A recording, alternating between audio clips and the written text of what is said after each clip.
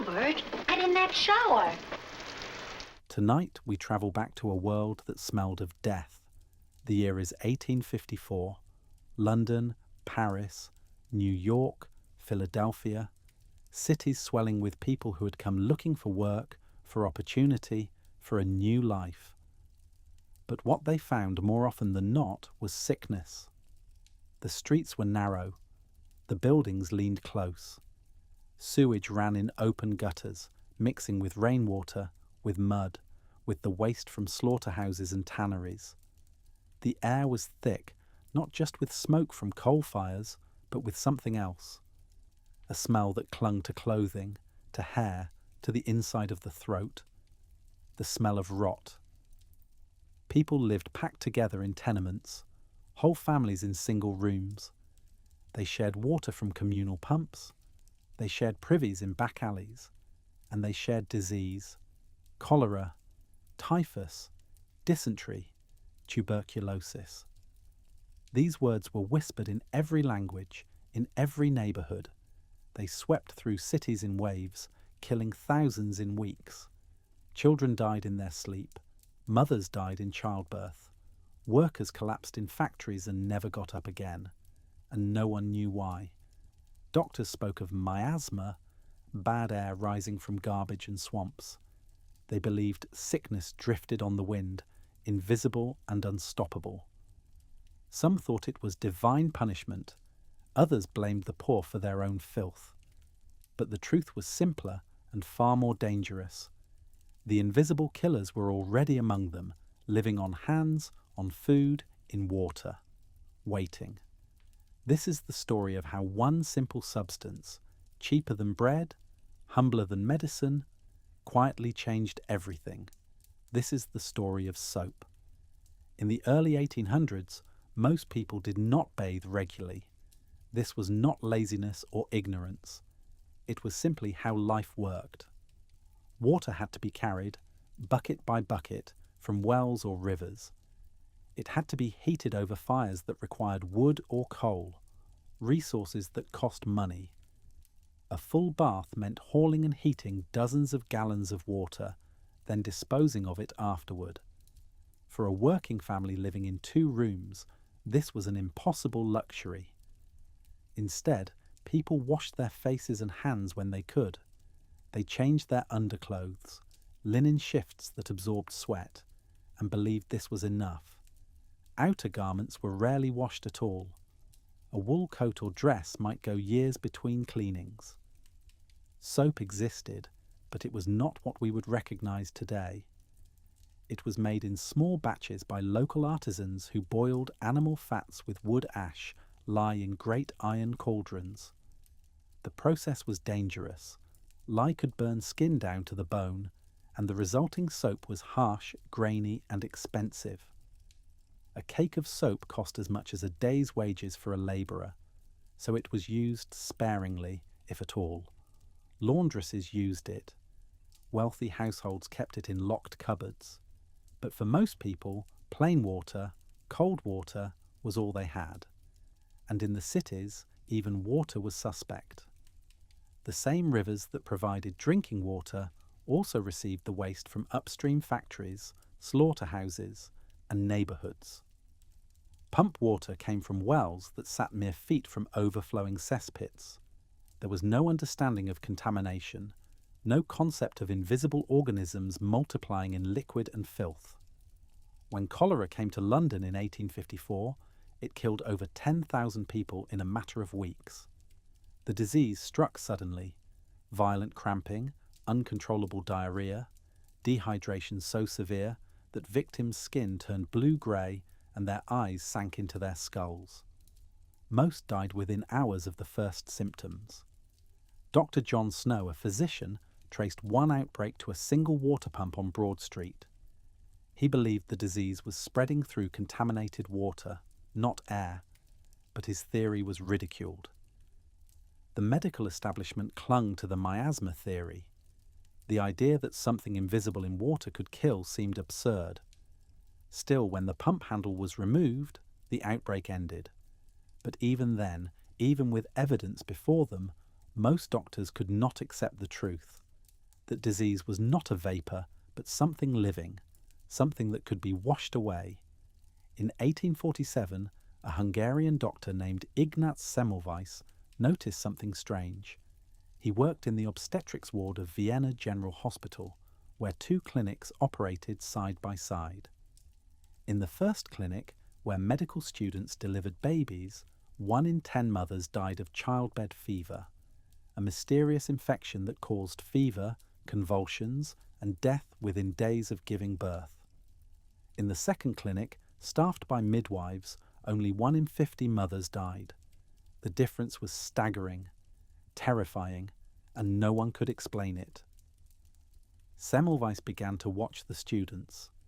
He noticed they came directly from the autopsy room, where they had been dissecting corpses, to the delivery room, where they examined labouring women. They wiped their hands on their aprons stiff with old blood and fluids, and carried on. The midwives, by contrast, did not perform autopsies. They handled only living patients. Semmelweis formed a hypothesis. Something from the dead bodies was being transferred to the living mothers. He called it cadaverous particles. We would call it bacteria. He instituted a new rule. Every doctor and student had to wash their hands in a solution of chlorinated lime before touching a patient. The smell was harsh, chemical, unpleasant. The students resented it. Senior doctors mocked him, but the death rate in the first clinic dropped to match the second, 1 in 50, then lower. Semmelweis had proven that hand-washing saved lives. He published his findings. He begged hospitals across Europe to adopt his methods. They ignored him.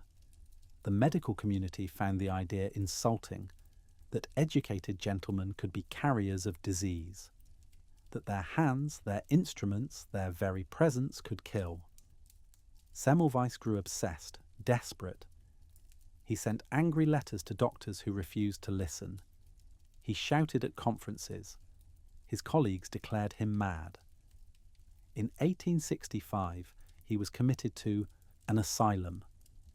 2 weeks later, he died from an infected wound, possibly inflicted by the guards.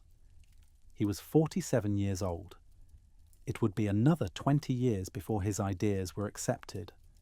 20 years of preventable deaths, because pride and tradition outweighed evidence. But while Semmelweis fought and failed, other minds were turning toward the invisible world.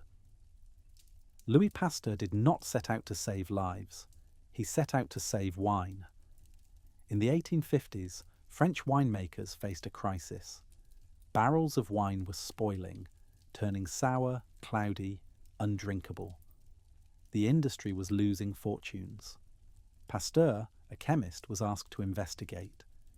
He placed drops of wine under a microscope and saw what no winemaker had ever seen. Tiny organisms, moving, multiplying, consuming the sugars in the wine and producing acid. Living things, so small they were invisible to the naked eye, were destroying the product. Pasteur showed that heating the wine, just enough to kill these organisms without ruining the flavour, prevented spoilage. The process came to be called pasteurization, but the implications went far beyond wine. If invisible organisms could spoil wine, could they also spoil milk, meat? Could they be responsible for disease? Pasteur began to study fermentation, decay, infection. He found bacteria in spoiled milk, in rotting tissue, in the blood of sick animals. He proved that these organisms did not spontaneously generate from decay. They came from the air, from surfaces, from other living things. They multiplied, they spread.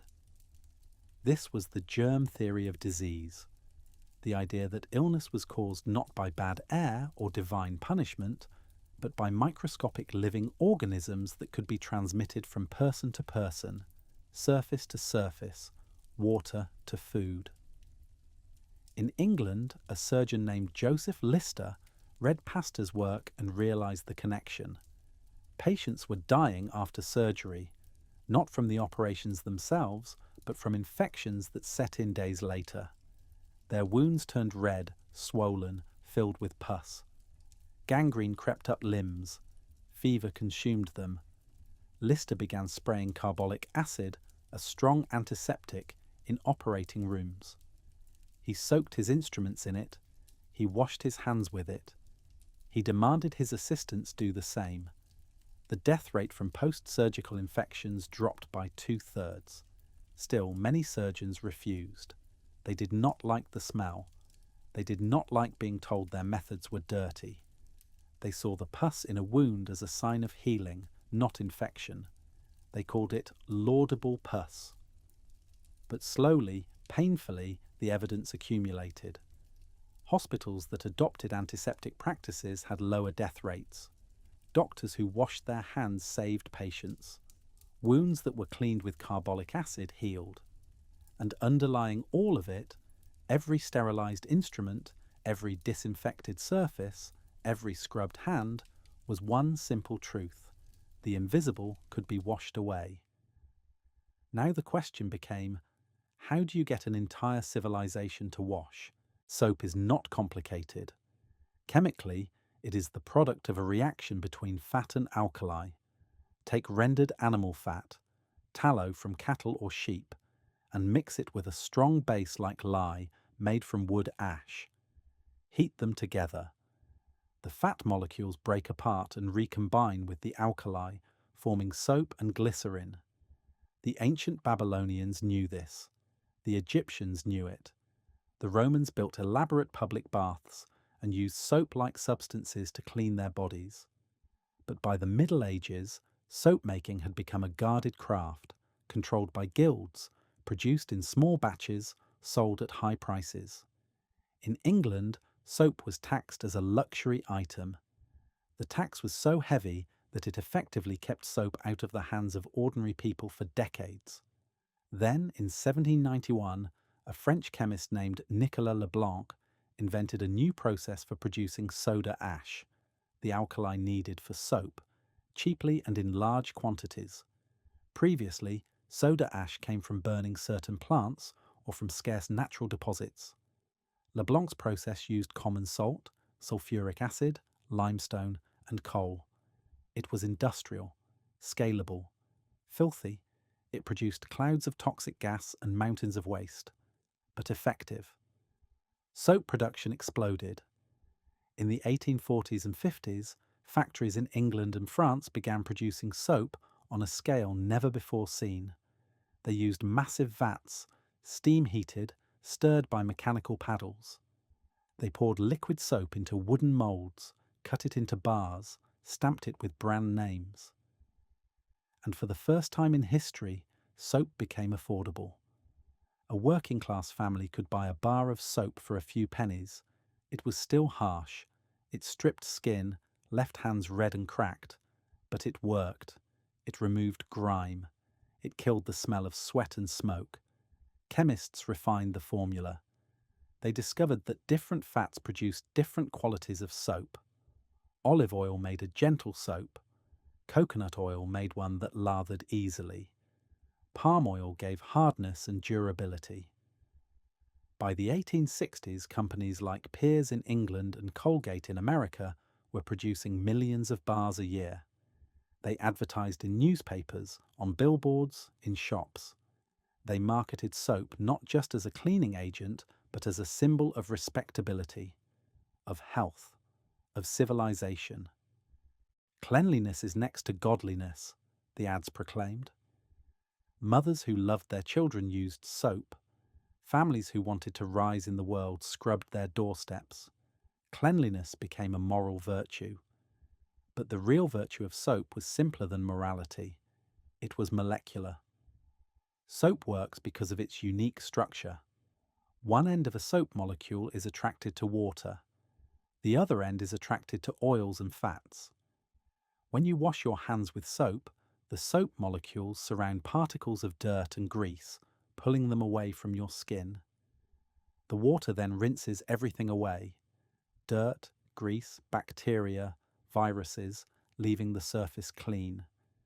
It does not kill germs in the way alcohol or bleach does. It simply removes them. and removal, it turns out, is enough. By the 1880s, germ theory was no longer controversial. Pasteur's experiments had been replicated. Koch had identified the bacteria responsible for tuberculosis, cholera, and anthrax. Hospitals were adopting antiseptic procedures. Medical schools were teaching students about microbes. But knowing about germs and changing behaviour were two different things. Public health reformers faced a monumental task, convincing millions of people, many of them illiterate, many of them sceptical of authority, to change the habits of a lifetime. They began with children. Schools became the front line in the war on dirt. Teachers inspected students' hands, faces and necks each morning. Children with dirty hands were sent home.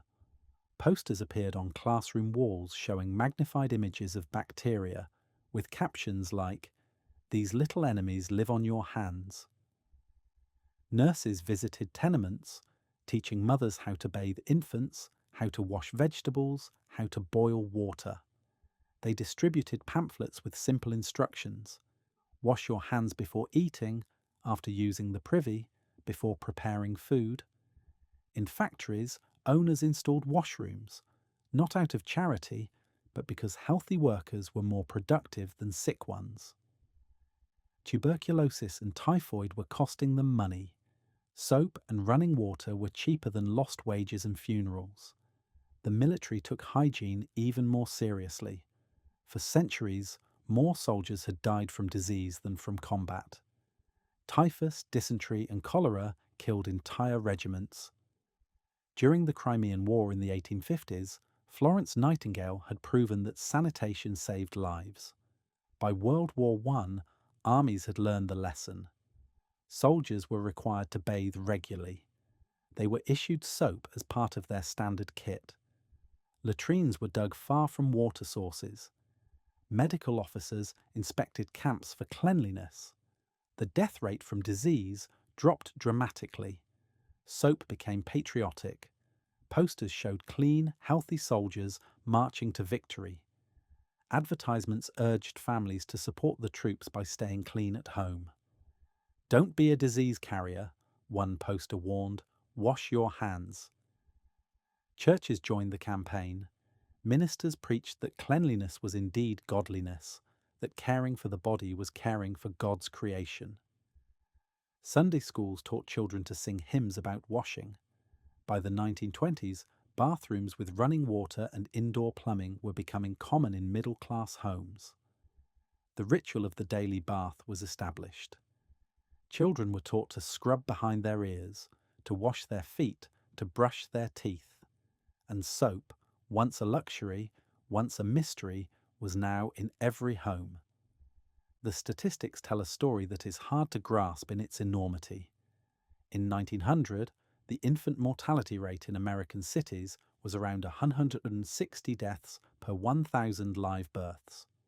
1 in 6 babies died before their first birthday. The leading causes were diarrheal diseases, respiratory infections, and tuberculosis, all of them linked to poor sanitation and contaminated food and water. By 1950, the infant mortality rate had dropped to 29 per 1,000. By 2000, it was 7 per 1,000. Life expectancy in 1900 was 47 years. By 1950, it was 68. Today, it is nearly 80. These numbers represent millions of lives saved. Children who grew up healthy, mothers who survived childbirth, workers who did not die from preventable infections. What caused this transformation? Vaccines played a role. Antibiotics, when they were introduced in the 1940s, saved countless lives. Better nutrition helped. Improved housing mattered. But the foundation, the unsung, unglamorous foundation, was sanitation, clean water, sewage systems, and soap. Studies have shown that hand washing with soap can reduce diarrheal diseases by up to 50%. It can reduce respiratory infections by 20%. During flu outbreaks, regular hand washing cuts transmission rates significantly. Soap does not require advanced technology. It does not need electricity or refrigeration. It costs almost nothing to produce, and it works. In the developing world today, lack of access to soap and clean water remains a leading cause of preventable death. Children die from diarrhea that could be stopped with hand washing. Mothers die from infections that simple hygiene could prevent. Organizations like UNICEF and the World Health Organization have made hand washing promotion a cornerstone of their public health efforts. They distribute soap, they build hand washing stations, they run education campaigns. Because the lesson of history is clear: soap saves lives, not dramatically, not visibly, but steadily, reliably, every day. There is a paradox in the story of soap. It is one of the most important inventions in human history, yet we barely think about it. It sits by every sink, in every shower, unremarked and unremarkable. We do not celebrate Soap Day. There are no monuments to the soap makers. Children do not learn in school about the year soap saved their city. But every time we wash our hands, before we eat, after we sneeze, when we come home from the world, we are participating in an invisible defense. We are removing bacteria, viruses, fungi, parasites. We are breaking chains of transmission that could lead to illness, to suffering, to death. The COVID-19 pandemic reminded us of this. Public health officials repeated the message endlessly. Wash your hands for 20 seconds. Use soap and water. Scrub between your fingers, under your nails, around your wrists. It sounded simple, almost quaint. In an age of ventilators and vaccines, of genomic sequencing and monoclonal antibodies, the advice was to wash your hands. But it worked. Studies showed that communities with high rates of hand washing had lower rates of infection. Hospitals that enforced strict hand hygiene protocols protected their staff and patients. The virus could not survive soap. The same molecules that had defeated cholera and typhus in the 1800s defeated COVID-19 in the 2000s. So tonight, as we close this story, think about the millions of people who lived and died before soap was common. Think about the mothers who could not save their children from diseases we now prevent with 30 seconds at a sink. Think about the doctors who knew there was an answer but could not convince the world to listen. And think about the quiet miracle that sits beside your sink. A bar of soap, smooth and ordinary, waiting. It does not cure disease. It does not kill on contact. It simply washes the invisible dangers away, one hand at a time, one day at a time, one life at a time. The soap that saved cities is still saving them. We have only to use it. Thank you for listening tonight. If you'd like more stories like this, histories told slowly, quietly, for the late hours, you'll find them here on this channel. And if you have a moment, leave a comment. What part of tonight's story stayed with you? What do you remember? Until next time, sleep well.